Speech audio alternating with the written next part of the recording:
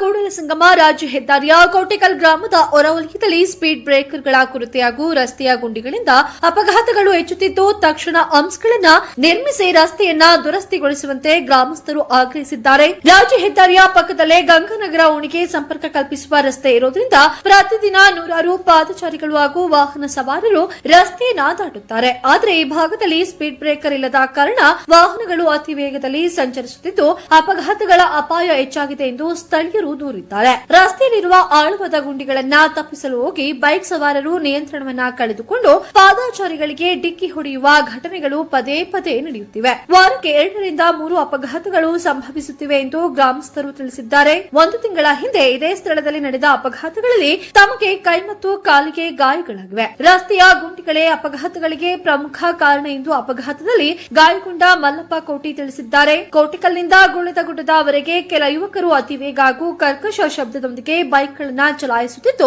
ಪೊಲೀಸರು ಮತ್ತು ಸಂಬಂಧಪಟ್ಟ ಅಧಿಕಾರಿಗಳು ಕೂಡಲೇ ಕ್ರಮವನ್ನು ಕೈಗೊಳ್ಳಬೇಕು ಎಂದು ಸಿದ್ದು ಆಲೂರು, ಮಾಗುಂಡಪ್ಪ ಹೊಸನೂರು, ಶಿವಪ್ಪ ಶಿರೂರು, ಉಚ್ಚೇಶ ಉದ್ದಾರ, ವಿಠಲ್ ಕಮತರ್ ಸೇರಿದಂತೆ ಗ್ರಾಮಸ್ಥರು ಒತ್ತಾಯಿಸಿದ್ದಾರೆ. ವರದಿ ಗುಂಡಪ್ಪ ಕೋಟಿ, ಗುಳದಗುಡ್ಡ.